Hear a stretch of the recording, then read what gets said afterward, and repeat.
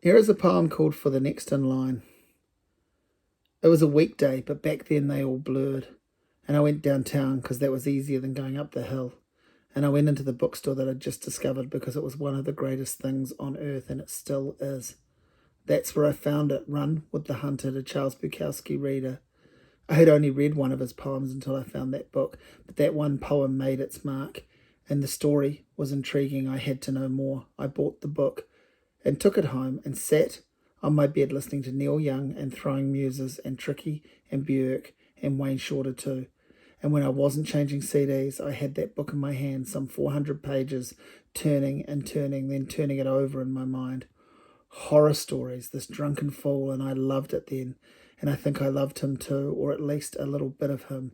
Loved what he was about. The way that in and around all that madness and the noise of drunken nights and the next day's gloom, there'd be a tiny, often broken piece of humanity. Something so heartening as to feel brand new.